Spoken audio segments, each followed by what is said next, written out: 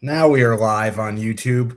What is going on, everybody? And welcome to the Monday edition of the Stokastic NHL Strategy Show. I am your host, Josh Harris. If you're in the YouTube chat, just comment if you can see and hear us. That would be great. But I'll keep talking for now. We have a 9-game slate here tonight. I don't see it popping up on YouTube still. Can you guys hear us, see us? Someone in the YouTube chat say hello. It's in a separate YouTube video now.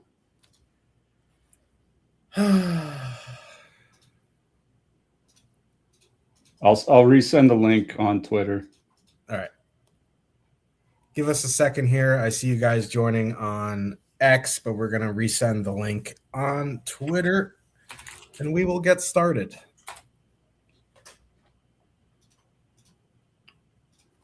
Yeah. Oh, I see it here. Let's repost that.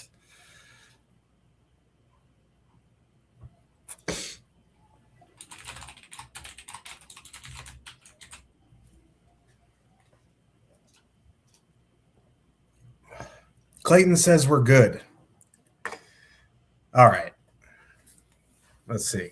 Does that work? That does work. All right. What is going on, everybody, and welcome to Third Time's a Charm, the Monday edition of the Stokastic NHL Strategy Show. I am your host, Josh Harris. We have a 9-gamer here tonight. They are really jamming the schedule in up until the Olympic break, which is, I think, 3 weeks away. So interesting 9-gamer. We have lots of big boys on the slate. There are 1, 2, 3 teams with the total 3.6 or higher.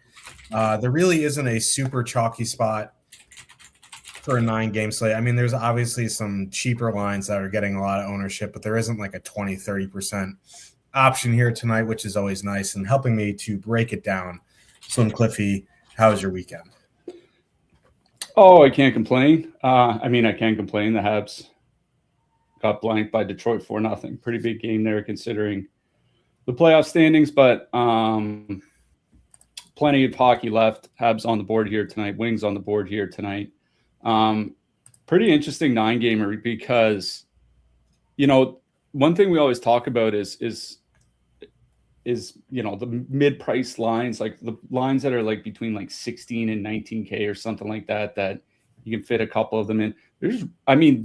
It's a weird pricing here tonight. Like there's 2 really expensive lines over 22K.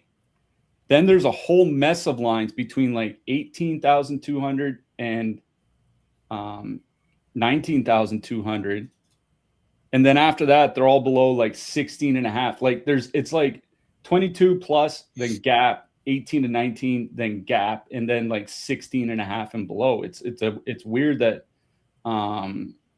it's going to be a weird night to pair some lines together, but always like something a little different, especially once we get to the middle of January. And, we've been doing this for 3 months straight. It's always nice to get something a little bit different. So I'm kind of excited for this. Yeah, and if you're just joining us, figuring out where the new show is, welcome.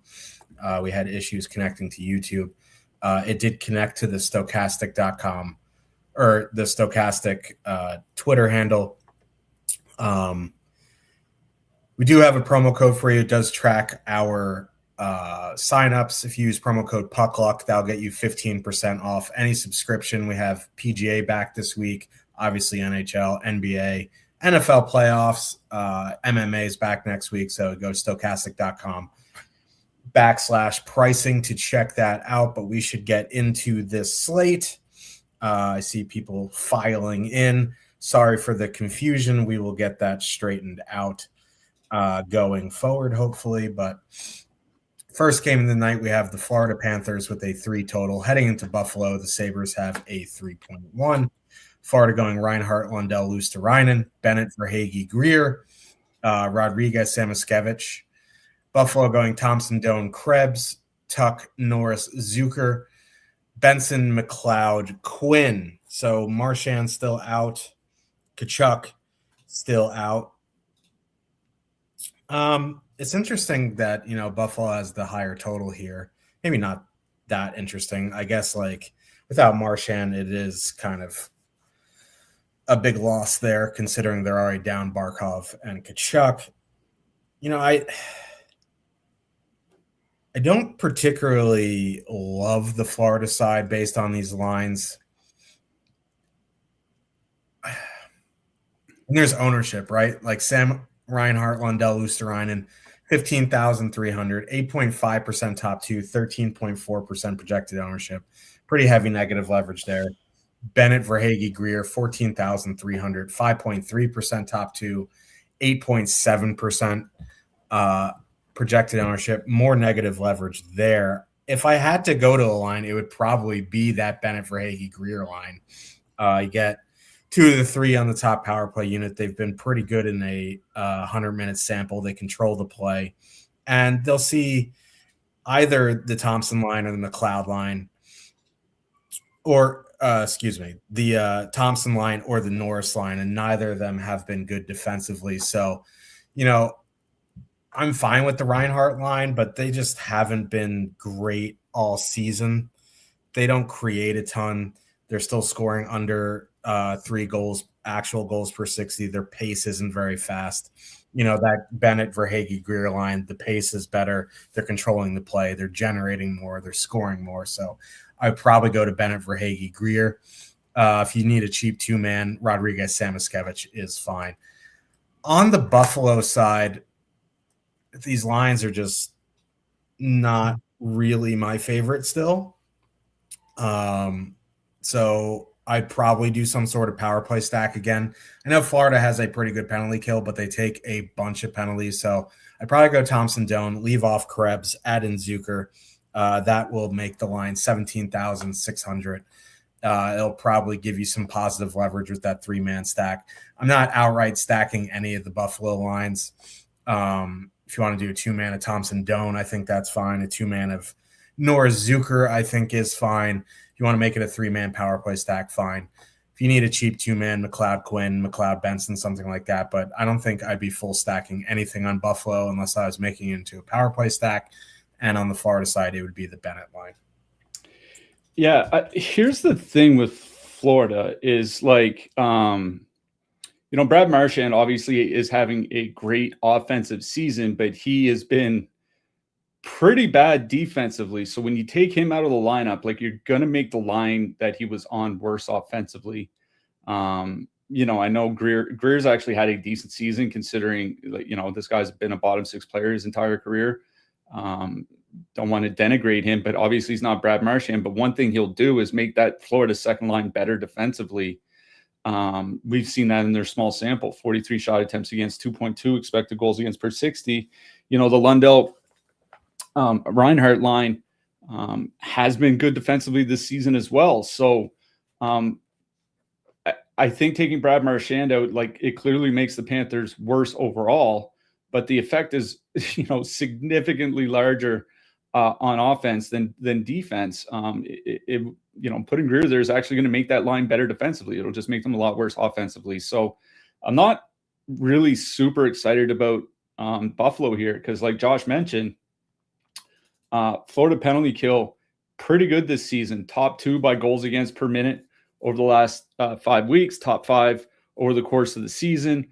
Buffalo does have a good power play, but if they get 3 or 4 chances, it's far from a guarantee that they get in on anything. So this is probably a game.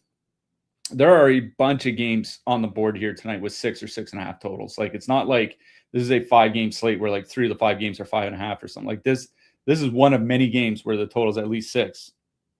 Like, I'm fine with playing a Sam Reinhart one-off. Like, he's given all their injuries, and as long as the score stays somewhat close, he's probably going to play well over 20 minutes, like 22, 23 minutes.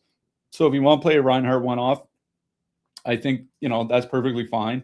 If you want to throw in like AJ Greer because you need a punt, on the wing, and he'll play 15, 16 minutes with Sam Bennett. Bennett's been really good over his last, basically like 2 months. Like he had a slow first month of the season, but basically since the middle of November, he's been great. So if you want to play like a cheap AJ Greer, I think that's fine. If you want to play like a one-off Jason Zucker, I think that's okay, given, he's still only 4,500. One-off Alex Tuch. We're not stacking Buffalo for the power play here. And Tuch is probably going to be the forward leader in ice time amongst the Buffalo Sabres forwards. So, a one-off Tuch, like those kinds of things, I think I'm fine with. Honestly, full stacking either side here is just not something I'm super interested in. I think you're muted. We'll figure that out eventually. Carolina Hurricanes with a 3.2 total. Heading into Detroit, the Wings have a 2.8. Carolina going Aho, Svechnikov, Ehlers, Jarvis, Stahl, Martinook, Blake, Stankov, and Hall. Detroit going DeBrincat, Kane, Kopp, Larkin, Finney, Casper, Raymond, Van Riemsdyk, Comfer. So if you use Carolina 1 the past few slates, they've absolutely burned me into oblivion, but that's the way it goes sometimes. Obviously I like them. Their offensive numbers, like from a creation standpoint, have been excellent. Facing the Kopp, DeBrincat, Kane line, they've been league average at best defensively. The problem that I'm running into there is they're going to see Seider, Evanson, which has been a very good pairing. Once you get past them, it's a big mess. And that second line for Carolina has been excellent. Blank, Stankoven, and Hall, 11,500, 1.1% top two, 2.1% projected ownership. Completely fine there. They'll avoid the Seider pairing for the most part.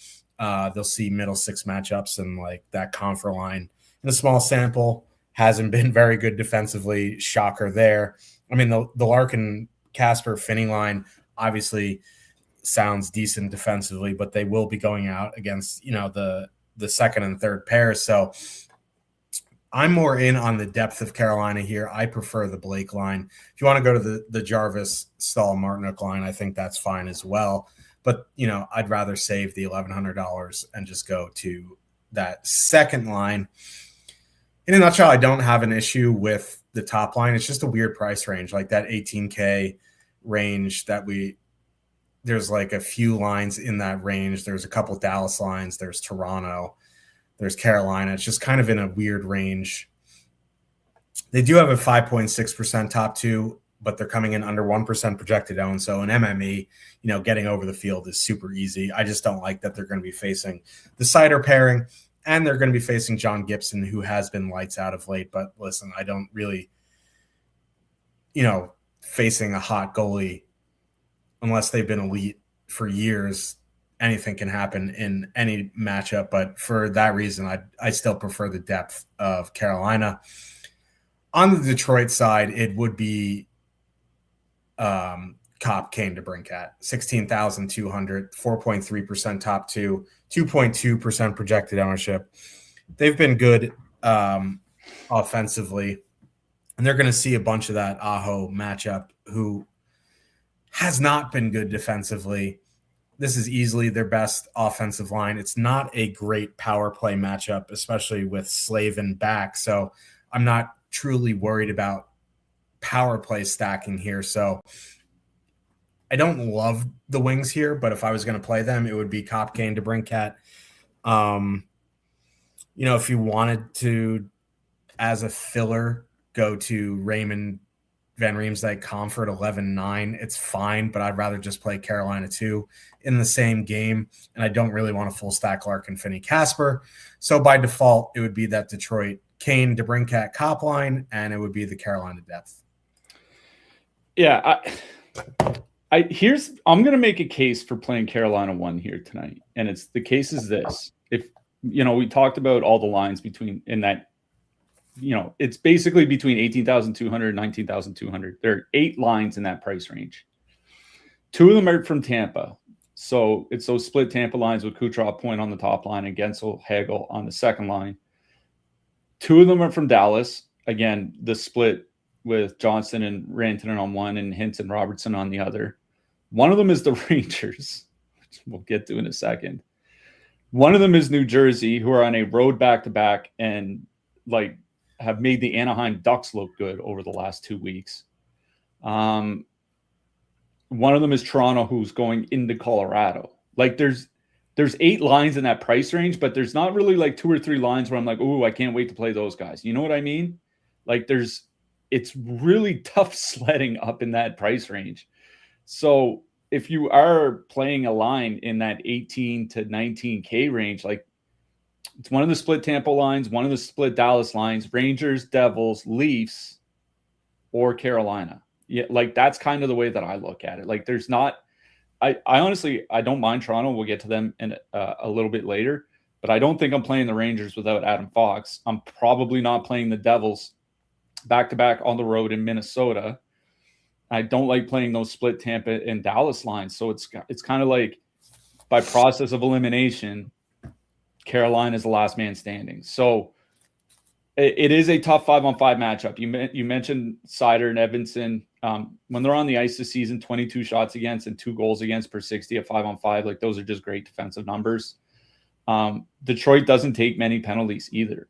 2.6 times shorthanded per game over the last 5 weeks. It's the 7th lowest rate in the league.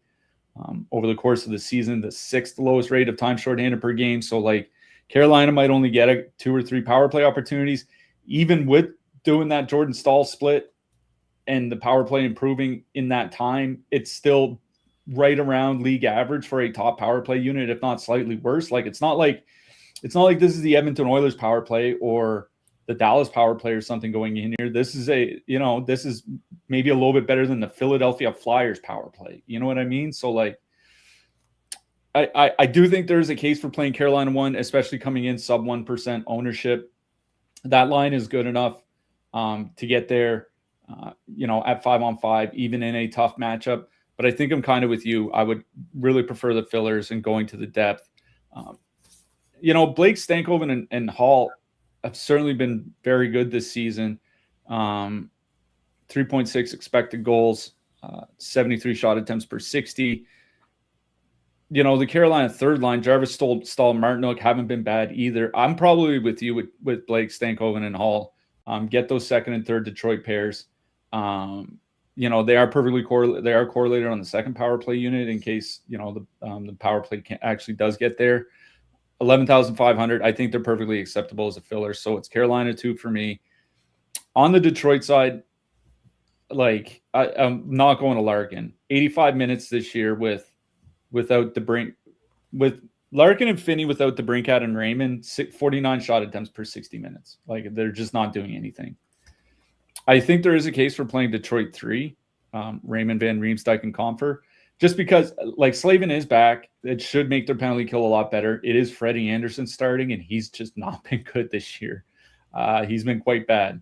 So, Detroit can they can go 1 for 3 or 1 for 4 at the power play here tonight. That Detroit third line is 11,900. But at that price range, I would probably rather go to Carolina 2. So I think, like, by default, it would be that Detroit second line of Kopp, Kane, and DeBrincat. You only get one guy on the top power play unit. That worries me because Carolina, in case Slavin's, not up to snuff just yet, Carolina's not had a good penalty kill this year. It's been below average. So I guess it would be Detroit 2, but I think the only line I really have interest in stacking a single entry in this game is Carolina 2. Seattle Kraken with a 2.8 total. Heading into New York, the Rangers have a 2.8 total. Seattle going Tolvanen, Schwartz, Gaudreau, Eberle, Beniers, Kakko, McCann, Wright, Catton. The Rangers are going Zibanejad, Panarin, Cooley, Miller, Trocheck, Perreault, Lafreniere, Laba, Othman. This game sucks. There are 4 lines in our top 2 stack. In our top stacks that have over a 10% top 2 stack. The Rangers top line is one of them. I'm not exactly sure why. I know it's Seattle and I know it's Grubauer, but it's not like they've been world beaters at 5-on-5. Like in 120 minutes, 2.7 expected goals, 3 actual goals. Like, listen, Panarin generally breaks expected goals models, but like 3 actual is a little bit better than league average. It's not like it's 4.2 or something like that. Like, they're fine, but at 19,200, it's just not exactly something I want to start my lineup with. 12.6% top two, 6.8% projected ownership, and they don't have Adam Fox. So, like, yeah, like Gavrikov is fine, but he's not an elite puck mover. Schneider's having a terrible season. Their best puck mover is on the third pair, and Brandon Morrow, who probably won't see a ton of ice time with them. I think he means Scott Morrow. Brendan Morrow played for the Dallas Stars 15 years ago. Yeah. Just, Galaxy branding myself. Scott Morrow, probably his son. So I'm probably out on the Rangers top line. I don't mind the Rangers second line just because, Trocheck, Miller, Perreault, you save 4,900. You still get 2 of the 3 on the top power play. They're coming in with less ownership, way less top 2, but like Trocheck and Miller have generally played well together this season. You can do whatever you want with Perreault. Like 2,800 is fine. If I was going to go to a Rangers line, it would probably be that one. If you do need a cheap 2-man, I think, I don't know how often they've played. They probably haven't played a lot this season, but Laba and Lafreniere feel like 2 players who would play well together. They're both aggressive forecheckers. So if you're doing something expensive with power plays or, the Oilers, the Avs, whatever, in MME, you need a cheap 2-man. I don't mind Laba Lafreniere just because, they're going to see depth of Seattle, which is an oxymoron because all their lines are depth, but, they're not great defensively. So probably out on Rangers 1. Rangers 2 is fine. Cheap 2-man on Rangers 3 is whatever. On the Seattle side, it would probably be Beniers, Eberle, Kakko.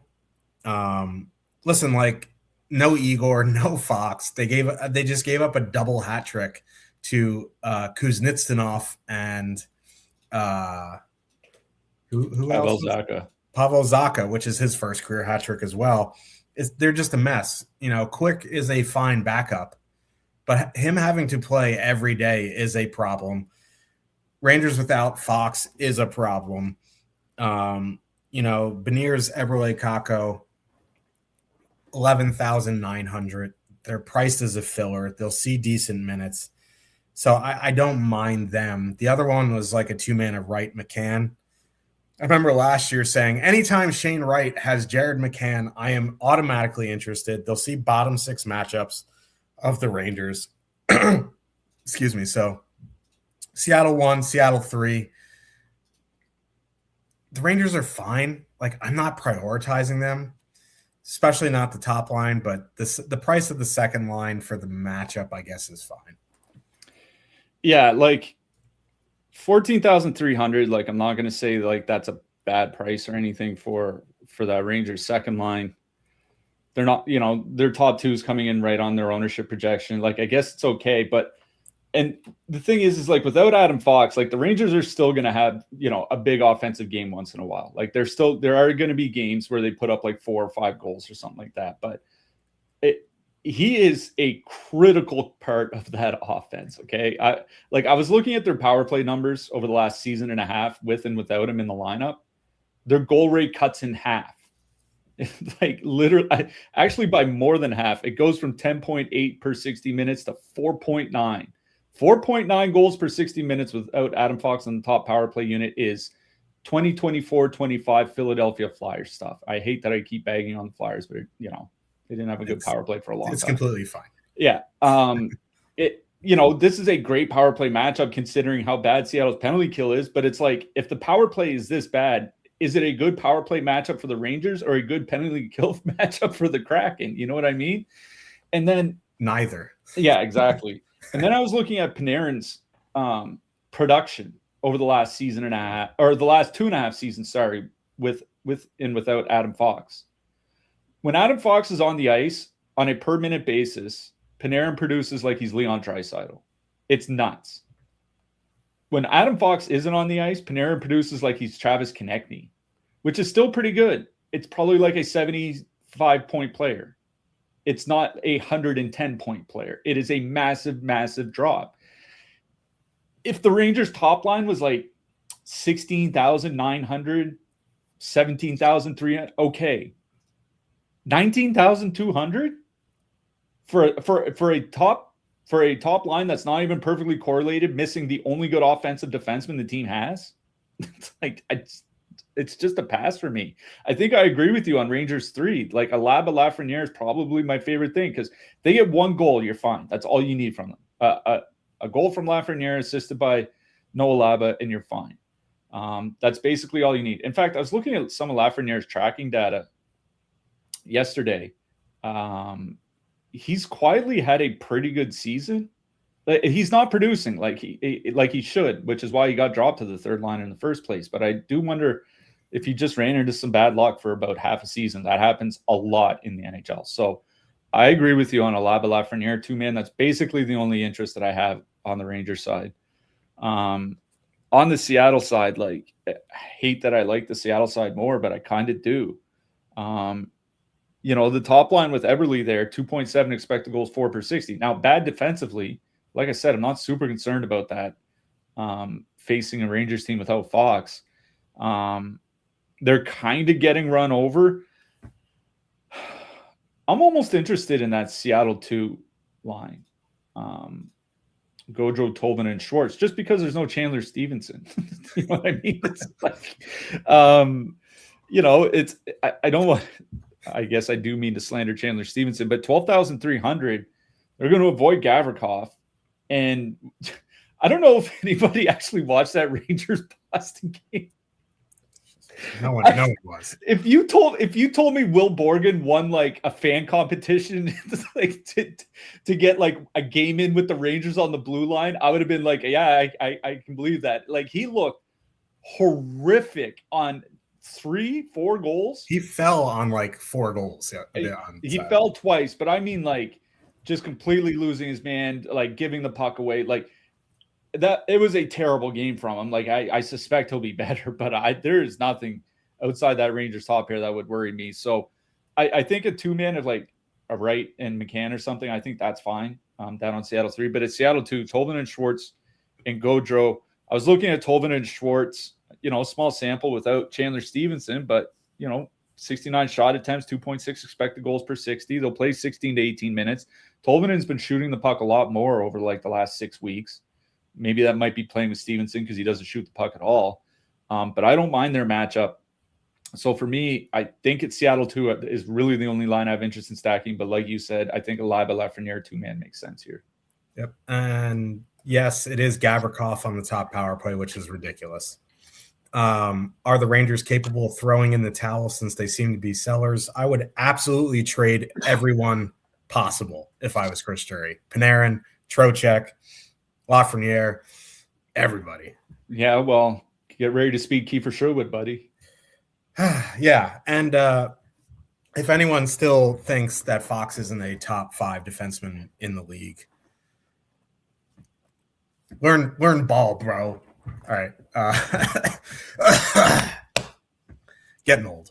Tampa Bay Lightning with a 3.2 total heading into Philadelphia. That low-key blows. The Flyers have a 2.7 total. Tampa going Gensel, Hagel, Cirelli, Kucherov, Point, Gonçalves. Flyers, Konechny is a game-time decision, but he skated at optional, so I'm assuming he plays. Same. So if he's in, I think the lines will be Dvorak, Zegras, Konechny, Couturier, Tippett, Barkey, and then Cates, Michkov, Gurbankin. We'll see, because Carl Grundstrom's also a game-time decision, not that impacts DFS. We don't have Konechny in on our top stacks right now. We do have that top line with Michkov there at 13.5 with 15.2% projected ownership, which is a bit ridiculous. I know it's Jonas Johansson in net tonight, but my dog Jonas Johansson has a 9-10 save percentage on the season, which is like 87% higher than his career average, which, listen, like, goalies go through these streaks. I don't want to play chalk Flyers here tonight, whether it's Michkov, at 4K, whether it's Konechny at 5,900. Like if Konechny's in, that line becomes 15,400 and the ownership's going to drop for sure. And you'll see ownership drop down to the Konechny line and the Cates line. I still think going to Couturier, Tippett, Barkey is where I want to be. Like Tampa, regardless of who's in net, has a good power play. The Flyers or penalty kill. The Flyers power play is the Flyers power play. So like I'd probably just go to the depth anyway. Couturier, Tippett, Barkey, they're 10,900 as a filler. If Konechny is in and Michkov is down on that third line, I don't mind a Cates Michkov 2-man, but it would be the Flyers second line for me. The Tampa side is a little bit more interesting. Now, these teams played the other day, right? And yeah, it was Saturday. It was Urson in net, but now it's Dan. And Dan has almost a 930 save percentage on the season, which if you told me that last year when he was on the Flames, that he'd go to the Flyers and have a 930 save percentage, I'd throw myself down a flight of metal stairs because I wouldn't believe you. I never know what to do with the Kucherov line because they aren't really creating, but they're scoring like their hair's on fire. He has 33 points in his last 15 games. Yeah, he's just ridiculous. Like, listen to this. In 70 minutes, they have 2.7 expected goals for per 60, 9.5 actual. They're shooting 34% as a line. Yeah. And like Point the past few seasons when he runs hot, shoots ridiculous percentage, and you think it needs to stop and it never does.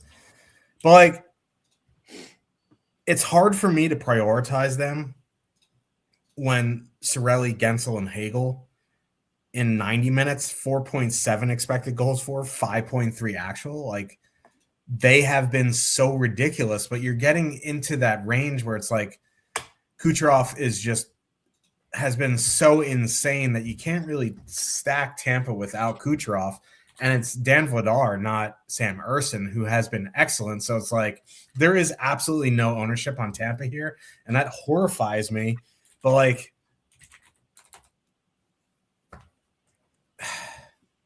it would probably be Tampa too, but I can't stack Tampa without Kucherov. So like a Kucherov one-off just because he's been so insane, a Gensel one-off, a Hagel one-off, that's probably where I'd be on Tampa. I don't think I'd full stack anything.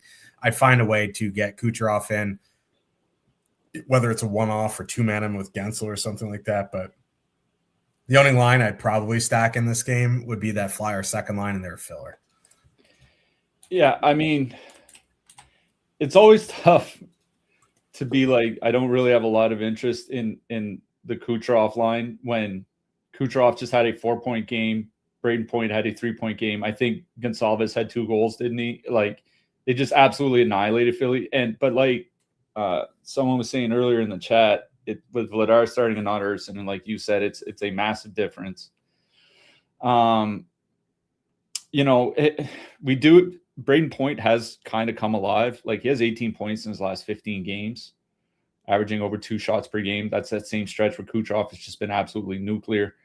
The thing is like the Flyers have been using Zegras and Konechny in a shutdown matchup, and that might be their worst defensive line, at least as the roster is currently constructed. So it's a pretty good 5-on-5 matchup for that top line. I think both lines, like both those top lines, are firmly in play. We were talking about Gonsalves in our Discord a couple days ago. Actually, like he's improved as the season's gone on quite a bit, and he's a lot better than he was last year. Contributing to some of the tracking stuff we look at, like entries and assists on teammate scoring chances and things like that.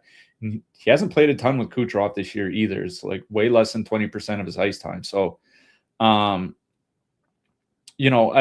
do think going back to Kucherov, Point, and Gonsalves is fine.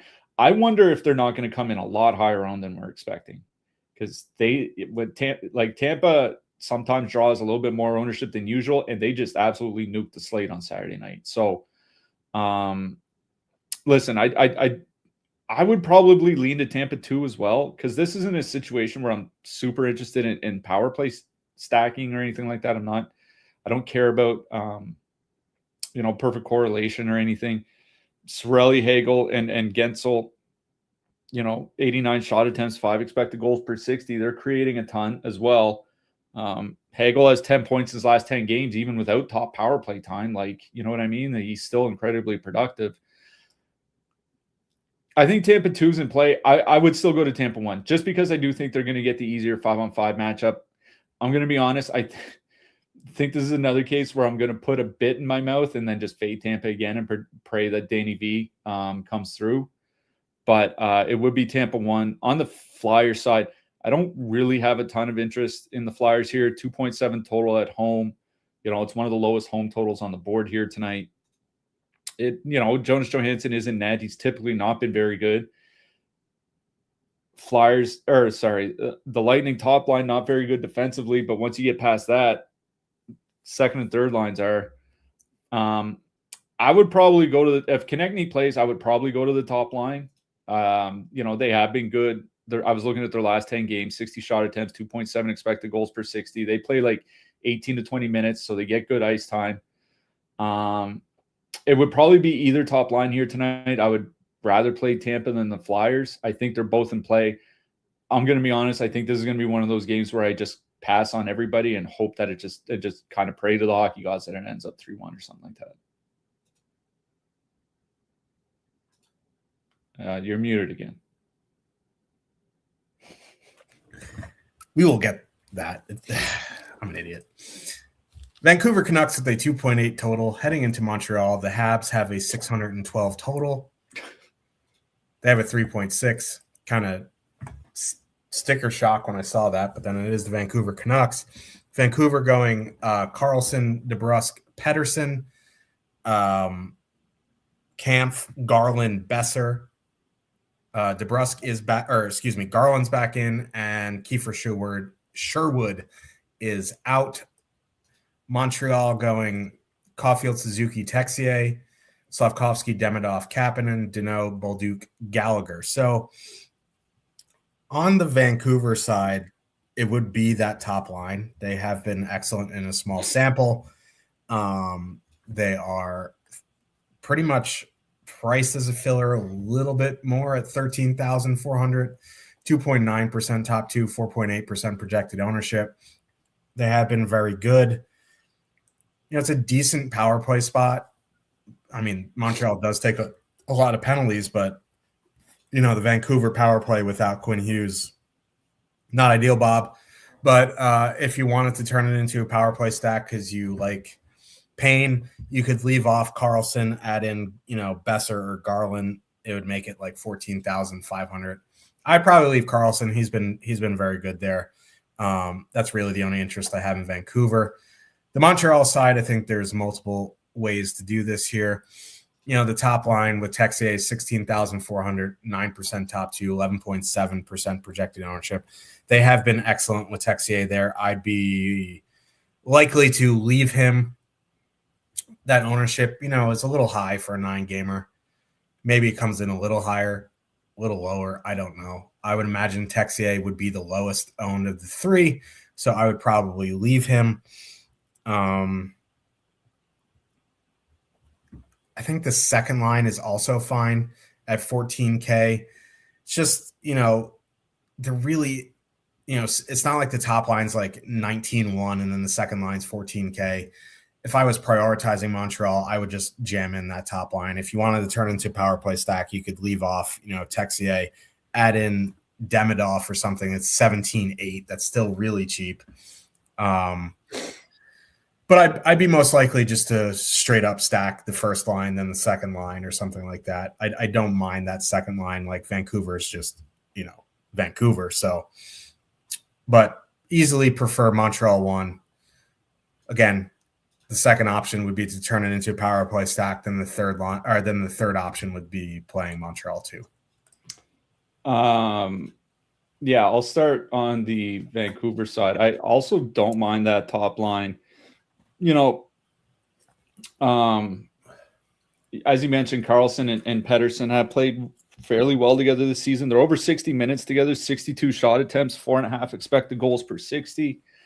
It is a good power play spot. And Vancouver's power play has obviously been worse without Quinn Hughes, but they're still at 8.6 goals per 60 minutes, which is about league average for a top power play unit. Like, it's not that bad.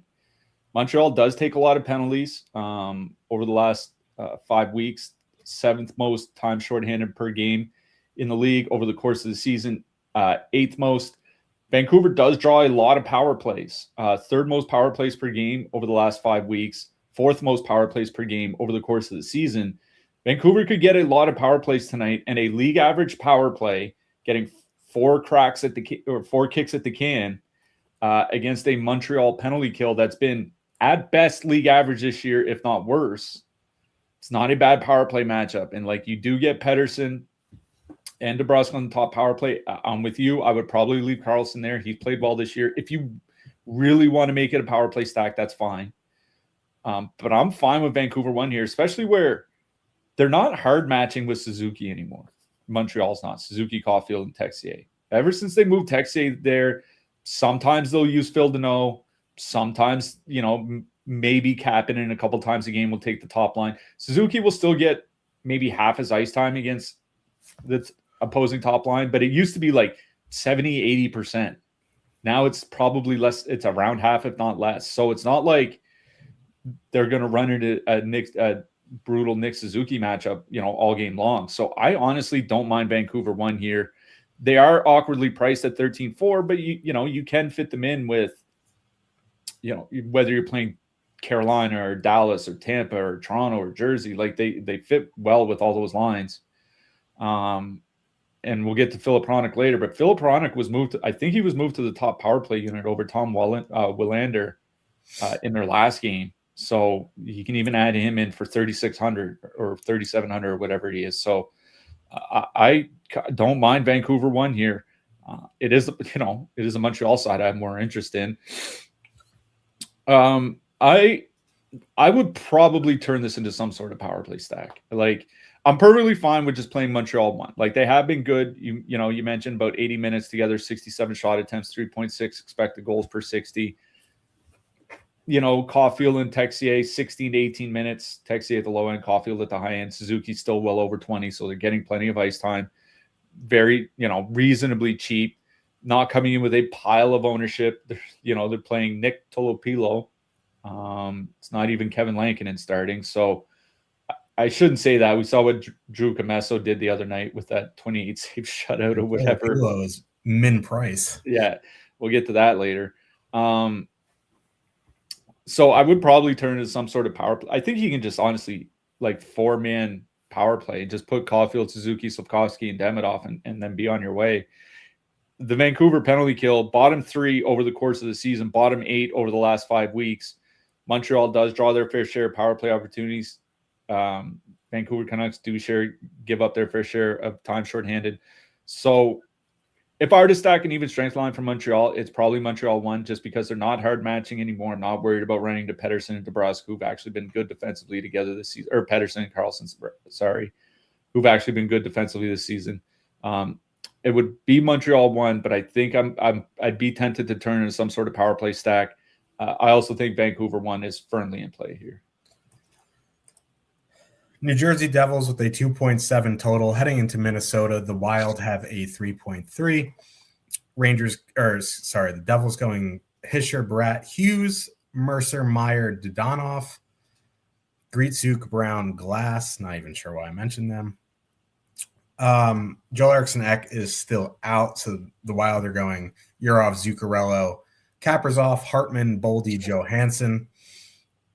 Dougie Hamilton, I think, is still getting healthy scratched for the Devils. They also moved Jack Hughes to the second power play, which, if you're going to do that, just put him back on IR for a week. Let him get healthy again. He's also 8,200, and that's just wild to me. They're 18,700, 14% top 2, 8.8% projected ownership. They're not fully correlated anymore. Jack Hughes is the most expensive player on that line by far at 8,200. It's just like, now that he's off power play 1, people are not going to want to play him. This is where he has like a 7-point game. It's just what it is. But I'd probably leave him off here and add in one of Meyer or Mercer to drop the cost. You get a power play stack. The Wild's penalty kill has been awful. So I'm not running out to play the Devils here tonight, but if you want to do that to the top line, that's fine. I think you can also play that Mercer-Meyer Dodonov line if you wanted to as a filler. You can do whatever you want with Dodonov. He's min price, but you get Mercer-Meyer on the top power play unit for $9K. They have been fine as a line, whatever. I'm not super high on the Devils here, but it's something you can consider in MME. On the Wild side, there is a fair bit of ownership here. Yurov, Zuccarello, Kaprizov, 16,900, 8.8% top two, 10% projected ownership. Boldy, Hartman, Johansson, 14,100, 6.6% top two, 16.3% projected ownership. They have the highest negative leverage on the board in our top stacks model. It's just a lot of ownership. I get it because Hartman's on the top power play at 3,600. But at that point, right, you could just leave Yurov off, add in Hartman. It costs $200 more, and you get a full line power play stack with Kaprizov there. So that's probably what I would do. All three of those guys will be high owned, but it will be a different combo. So it will be a much lower owned combo despite all three guys being high owned. If you want to turn it into a full power play stack, you can, just because, Hartman and Zuccarello are cheap enough. The Minnesota power play is hot and cold. It's been all right with Quinn Hughes. He had a huge game over the weekend. I think you can full stack here. Like, I don't know what the Devils are doing, man. Like, they're going full Rangers from last season, and you never do that. So, I think what I would do is either, because I'm not playing that second line at 16.3%, I'd either leave off Yurov and add in Hartman, or I'd just full on power play stack. Yeah, this is another game where it's both a good and not a good power play spot for both sides. It is a good power play spot for the Devils in this sense. Like, Minnesota, third most goals against per minute on the penalty kill over the last 5 weeks. Fourth most goals against per minute on the penalty kill over the course of the season. This has been one of the worst penalty kills in the league. Really doesn't matter the time frame that you look at. On the flip side, the Devils have the worst penalty kill in the NHL over the last 5 weeks.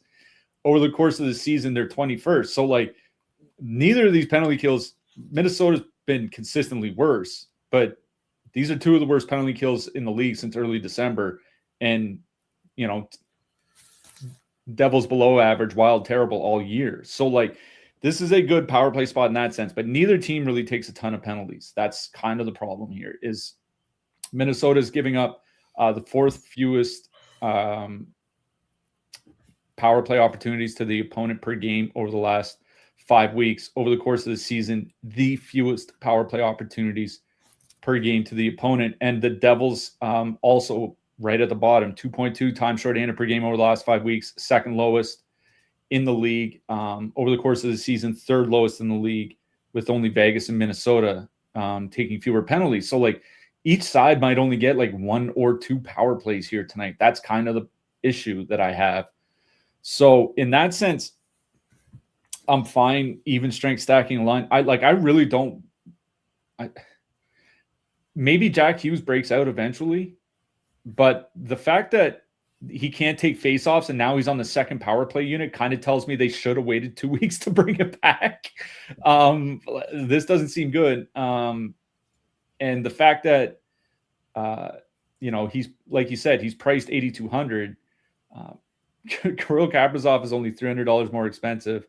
Jake Gensel, we talked about him earlier, is over $1,000 cheaper. Martin Necas, we'll get to him in a second. He's over $1,000 cheaper. Like, it's just a pass on that New Jersey top line for me. I would probably dip down to New Jersey too. Meyer, Mercer, Dodonov. I was looking at Meyer and Mercer, their numbers without Hughes or Hischier as their center.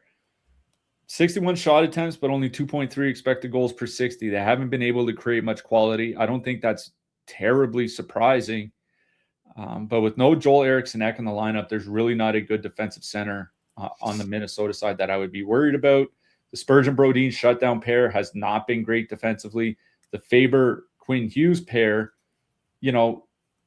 they're good, but they also, they're not like super elite or anything. I guess the sample isn't that big yet anyway. New Jersey 2 at 11,500, I think is fine, especially where you get two guys on the top power play, where you get Mercer on the top power play, and like you at least get some exposure to it. You get depth matchups. I'm not super excited about playing the Devils here tonight. The question is what to do with the Minnesota side. I mean, I would probably just go to Minnesota 1. I always worry about, I understand wanting to play Minnesota 2 just because, you do have Hartman there. You do have, a fairly cheap line at 14,100, but with all that ownership, like it's just an easy pass. And where it's such a good power play spot for the Wild, if this was a bad power play spot, you know what I mean? Like if this was, Minnesota hosting, it's kind of funny to think about, but like, the Buffalo Sabres or something like that, Colorado, I'd be like, nah, maybe I don't really want to play Kaprizov. I can go down to the cheap second line, but in such a good power play spot, they can easily go just like 1 for 2 here tonight. The Minnesota top line, I looked at their last 14 games, which is the span since Quinn Hughes got there, if I'm not mistaken. 4 expected goals per 60 minutes.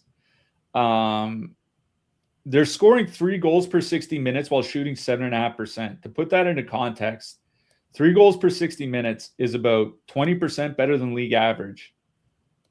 7.5% shooting is well below league average. League average for a forward line, I think, is like 9.1%. They're at 7.5, and they're still scoring so well because they're generating so much when they're on the ice. For me, it's Kaprizov, Zuccarello, Urov. If considering it is a good power play spot, I think you're fine to take out Urov and put in Hartman. It's only a $200 difference. It's not like it makes it that much more expensive.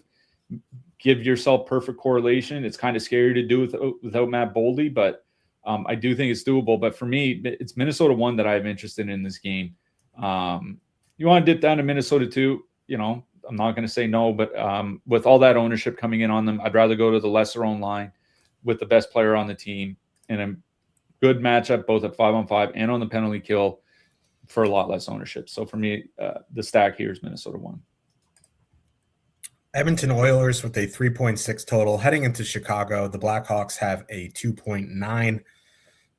Edmonton going McDavid, Hyman, Nugent Hopkins, Draisaitl, Podkolzin, Kapanen. Chicago going Bedard, Burakovsky, Green, Bertuzzi, Mikheyev, Dickinson, Donato, Foligno, Slaggert. I don't know. Connor Ingram starting for Edmonton, so I guess I do by default have a little interest of Green, Burakovsky, Bedard. But like Bedard's clearly not healthy either. So I don't know. I guess Dickinson, Mikheyev, Bertuzzi as a filler is fine as well. They have a 2.9 total.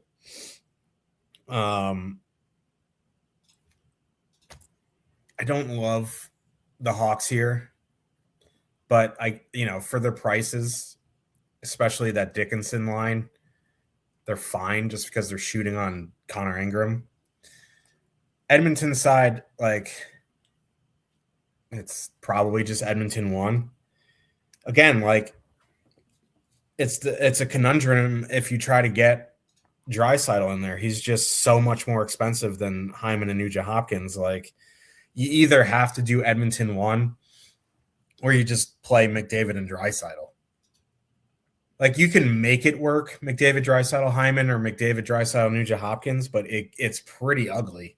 So, for me, in my single entry, right, if I was considering Edmonton, I'd either just straight up stack Edmonton 1 and hope that Draisaitl doesn't have a monster game, or I just play a 2-man of McDavid, Draisaitl. It's just McDavid Draisaitl as a two-man here tonight is 19,400, which would be like the third most expensive line on the night as it is. So it's like it gets really hard after that. So, Edmonton 1 or McDavid Draisaitl. You can make it work with another guy. It just gets really dicey.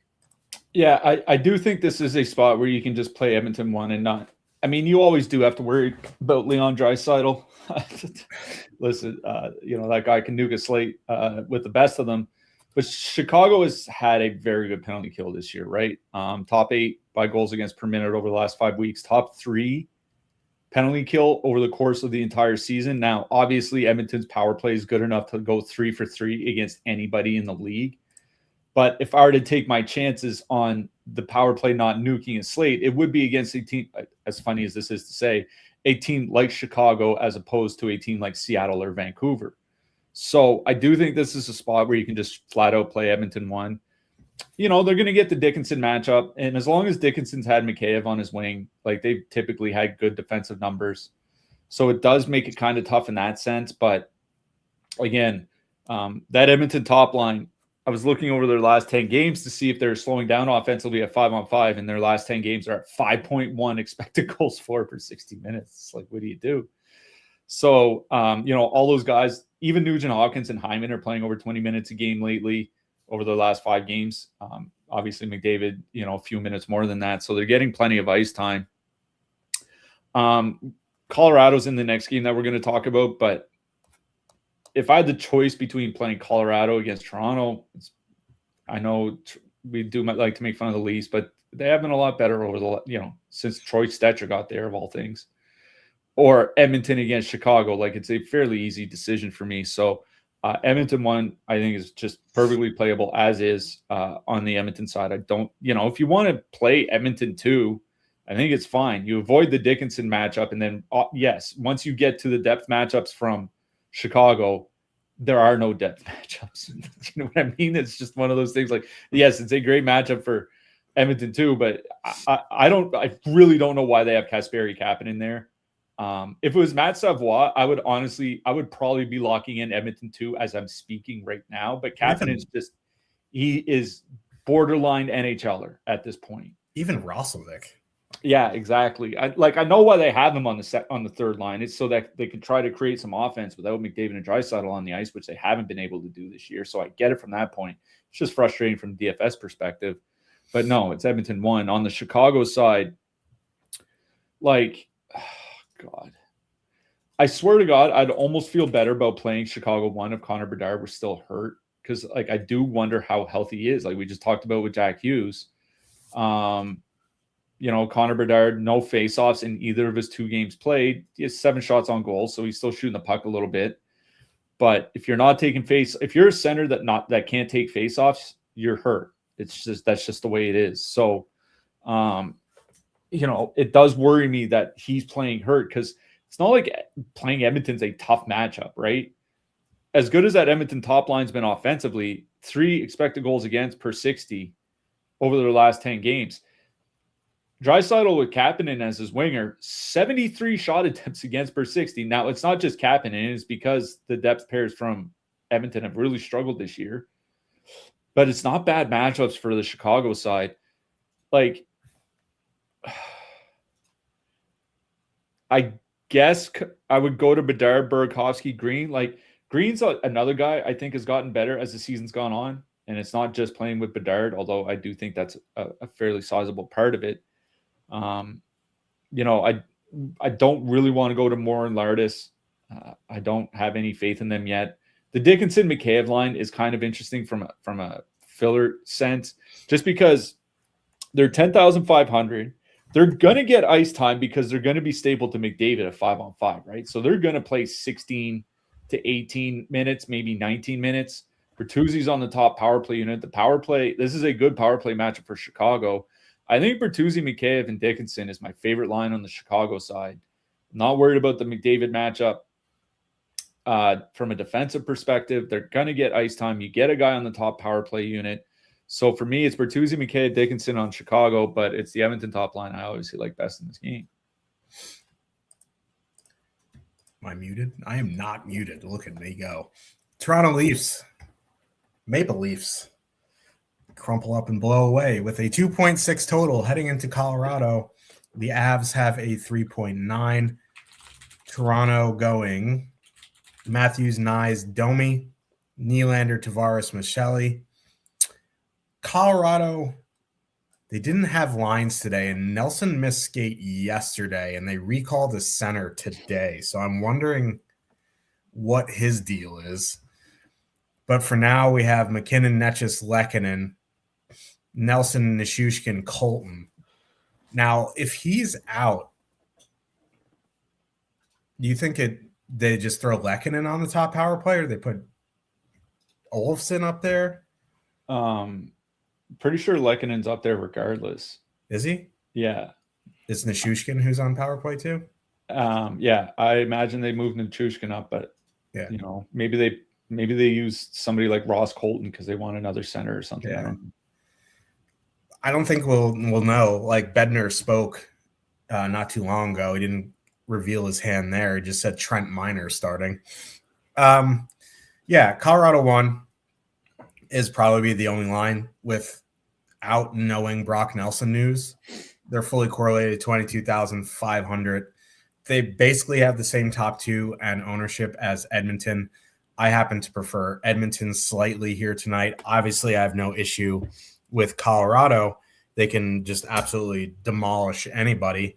It's just, Cliffy's talked about it a bunch since Troy Stetcher got there. The Leafs have gone from one of the worst defensive teams in the league to middle of the pack. And, Chicago's still awful. So, from that sense, I prefer Edmonton a little bit. I have no issue with Colorado. They're completely fine here. It just would be Colorado 1 or bust because we don't have Nelson news. Now, if we get Nelson news before lock, then it doesn't change a ton because that second line is currently coming in with over 10% projected ownership at 15,700. And it's more than likely a fade for me anyway. But, Nelson has been on a heater. He does make their power play better. So as it stands, Colorado 1. Toronto side's interesting from the fact that it's Trent Miner in net. There's no Devin Tays still. Toronto 1 is at least interesting to me at 18,400. They've been pretty good. 4.9% top two, coming in under 1%. I'm not prioritizing them by any means at 18,400.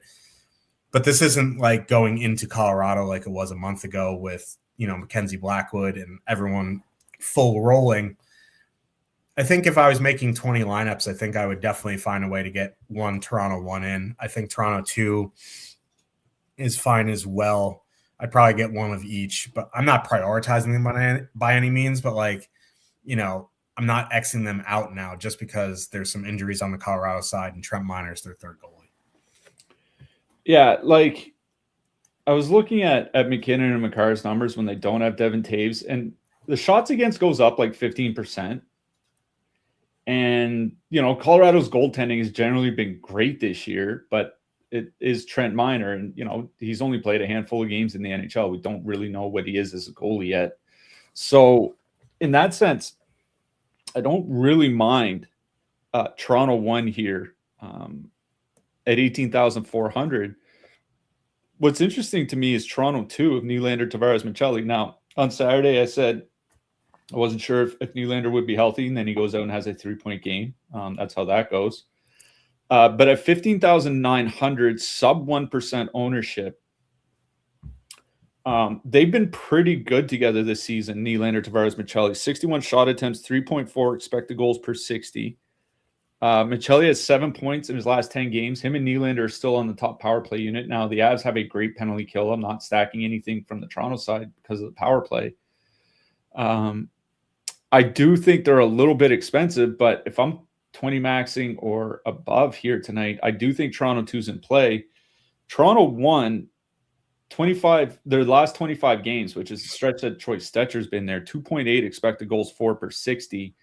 I was looking earlier about Austin Matthews, what percentage of shots he takes over the last, I think 6-7 weeks, since American Thanksgiving, he's taking 34% of Toronto's shots when he's on the ice, which is like 2 years ago when he had that almost 70-goal season, he was at like 31%. Like this is a guy that's really, really trying to score.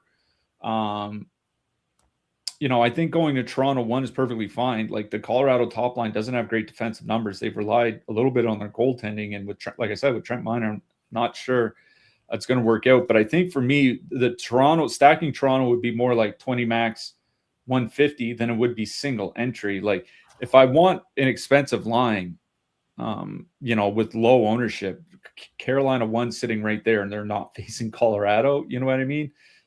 Tampa Bay's right there. And they're not facing Colorado. So like, I think for me on the Leaf side, it would just be like 20 max and above. What to do on the Colorado side, like, obviously that top line still tremendous together. The Colorado top power play unit without Gabriel Landeskog's at 6.6 goals per 60 minutes. The league average for a top power play unit is like 8.6. Like they've not been good on the power play, but obviously they're good enough to just torch everybody at 5-on-5.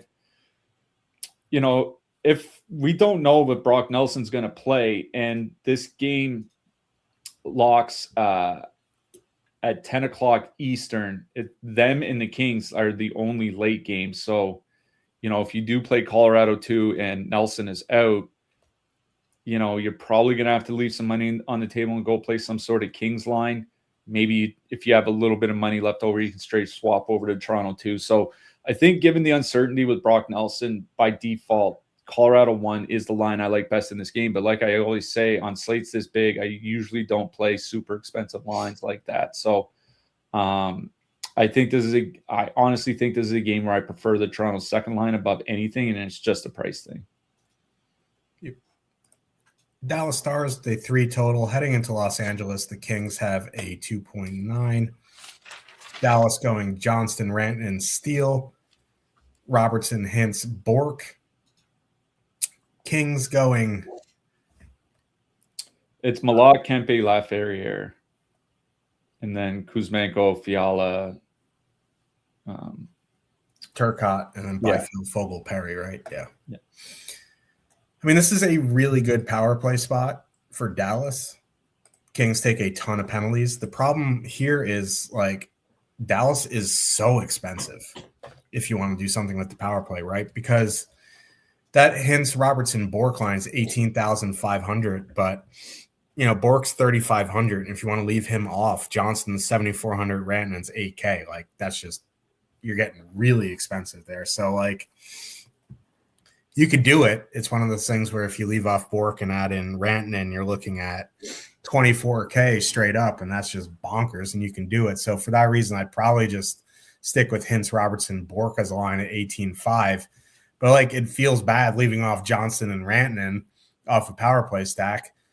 And it's the same thing the other way around. Like going Johnston, Rantanen, Steele feels really bad leaving off Robertson. So I don't know, man, like maybe a one-off Robertson. But if I was going to stack a line, it would be that Hintz line. They have been excellent. Hintz goes through those stretches where he doesn't shoot the puck, and that is the concern. But it's a really good power play spot. So you could do something with the power play, and that'd be MME only because it gets wildly expensive when you could just play, Edmonton 1 for like $1,500 less. But it would be something I'd be interested in if I was 20 maxing. On the Kings side, until they get healthy, it's really just the Turcotte, Kuzmenko, Fiala line at 12,600. I guess there's a case to be made. You could play Byfield, Fogle, Perry at 11,400 as a filler, but I'd much rather just pay the extra 1,200 and go to Kuzmenko, Fiala, Turcotte. Something I found interesting, just for the sake of being interesting.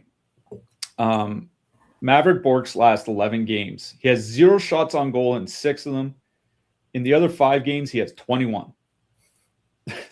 So over the last 3 weeks or whatever, 5 of those games, he's averaging he's put up between 3 and 5 shots in every game. And then in 6 of the games, it's 0. It's really kind of a feast or famine with him of late. Hintz and Robertson are going to avoid the top defense pair from Los Angeles, which we always say is a good matchup.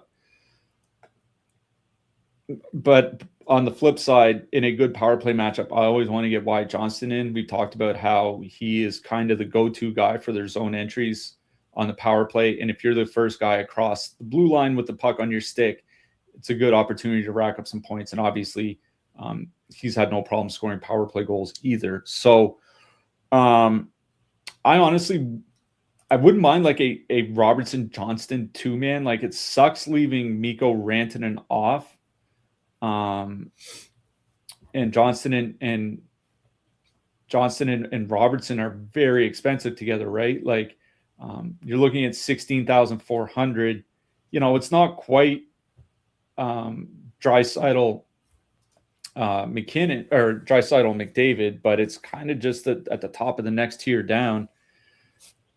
If I were to play an even strength line, it would be the Hintz line, because I just want to get them away from the shutdown matchups from the Kings. But I do think a 2-man of like Robertson Johnston makes sense here, just because we know of the Robertson shot volume. He's in a good 5-on-5 matchup. We know how involved Johnston is on the power play. So I don't mind that 2-man here. This might be another game where I just kind of just pray to the hockey gods that the Dallas power play doesn't go nuts, because listen, the Kings are taking a ton of penalties, 3.9 times shorthanded per game over the last 5 weeks.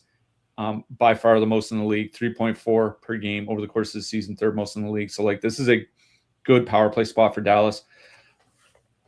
I honestly think if I get any Dallas Stars forwards in my lineup, though, it's going to be one-offs. It'll be a one-off Johnston. It'll be a one-off Robertson, something like that. Like, if you look at the projections today, Jason Robertson has the 4th highest projection of anybody on the board, behind only McKinnon, McDavid, and Kaprizov. So like, I do think one-offing him or one-offing Johnston or something like that makes sense. I don't think I'm going to be full stacking from Dallas. On the Kings side, it's that Fiala line. Like, they have been pretty good together at 5-on-5, 65 shot attempts, 3.6 expected goals per 60. There aren't really any Dallas matchups that I think they're going to run into. They're not going to see much of Miro Heiskanen, which is, once you get to the second and third pairs from Dallas, that's where they can get into trouble. You do get Kuzmenko and Fiala on the same power play unit in case the power play does get there. I don't expect them to, but maybe. I'm not super excited about playing the Kings here tonight. I would probably go to that Kuzmenko line. 5.2% ownership for 12,600 is perfectly fine as a filler. Probably the only line I really have interest in stacking in this game. So I guess it's Kings too, but I think this is another game where I might not be stacking anything out of it. Let's talk about defensemen here. Obviously, 6K and up. There's 3 7K and up. That's Makar, Bouchard, Hughes. Rounding out the 6Ks are Rasmus Dahlin, Miro Heiskanen, Moritz Seider, and Lane Hudson. Obviously, Makar and Bouchard are in a tier of their own here. I lean Bouchard just, it's not the best power play matchup, but he's $600 cheaper than Makar. And, that power play can destroy anybody. Obviously, no issue with Makar. I think Quinn Hughes is fine in power play stacks. After that, it's kind of like Rasmus Dahlin. Then if you want to play Miro, I guess it's in power play stacks. It's fine. Seider, same deal. Like of the top range, it's probably after you get past Makar and Bouchard, it's Hughes and Dahlin. Yeah, Makar, you're right. Makar and Bouchard of the 6K plus defensemen have the top 2 projections. Bouchard has the highest point per dollar projection of any of the expensive defensemen here tonight. So I do think they're 1 and 2. I will shout out Rasmus Dahlin though. I know he hasn't had like a tremendous offensive season, but if you look at his per game stats, like his assists aren't that far off from last year. His shots per game are basically bang on. His blocks per game are basically bang on what he did last year. The only difference is shooting percentage. Like, this is a guy who shot between 7 and 9% for 4 straight years. And this season, the first half of the season, he's under 4%. Like, he probably, all things equal, should probably have like 8 or 9 goals by now. Instead, he only has 4. Like, that's kind of the reason why he hasn't been the typical defenseman that he is. I think Rasmus Dahlin is my favorite Sabre to play tonight, forward or defenseman. So I don't mind him if you want to avoid the chalkier Makar-Bouchard pair. In the mid-price range, Noah Dobson between 4 and 6K is at the top of the board again. Darren Radish not far behind him. I don't mind playing Radish here. It's just such a good matchup for Montreal at home to Vancouver, and I'm not super concerned about Dobson not being on the top power play. He gets secondary power play time. When Montreal actually has 5-on-3s, he's the defenseman that goes out quite a bit. It's not Lane Hudson, which I always find weird, but here we are. Edmonton in a really good matchup against Chicago means I'm in for Darnell Nurse. I'd like to say that Luke Hughes is in play, but given that he's probably going to be skating on power play 2, I think it'd be more inclined for Simon Nemec at 3,300. So once you get below 4K, like Filip Hronek, like I said, I think he's going to be top power play for Vancouver. He was by the end of their last game. He's only 3,600. Sam Malinsky for Colorado, as long as there's no Devin Taves, I'm fine with Malinsky. Artem Levshunov, he projects pretty well. Amongst defensemen under 4K here tonight, he has the 6th highest projection, and it's a good power play matchup for Chicago against Edmonton. I guess Vladislav Gavrikov at 3,900, like he's going to get ice time and top power. I mean, he did score a power play goal earlier this season when Fox was out, right? So, like, it can happen. Jacob Slavin, like, I'm not super excited about playing him here tonight. He is up to 3K. His first game back, he played nearly 20 minutes against Seattle. So, like, if he's going to be up, like, close to, like, 20, 21 minutes here tonight, I think Slavin for 3K is fine. Adam Larson for Seattle, perfectly fine here against the Rangers. Always projects well. Under 3K, Charles Dastou, Caden Gooley from Montreal, Tyler Myers, I guess, from Vancouver, and Alex Vlasic from Chicago. Let's talk about goalies. Top range, never my favorite, but there's actually some decent options here tonight. Jesper Wallstedt, 8,200, interests me. Same with Jakob Dobish at 8,100. I prefer Wallstedt, but Dobish is fine. Like the really expensive guys that don't have interest in Ingram and Minor would be between Wallstedt and Dobish. After that, Jake Ottinger, I think, is fine at 7,800. Even Philip Grubauer at 7,500. Rangers without Fox, kind of a mess. Gibson, 7,400 at home to Carolina, sticks out. And then obviously the elephant in the room is Nikita Tolopilo at min price.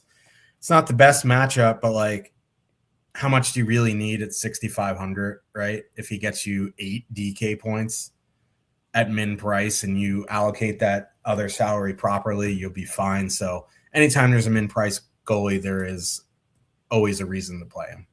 Yeah, I mean, if you need the salary, like, play him at 6,500.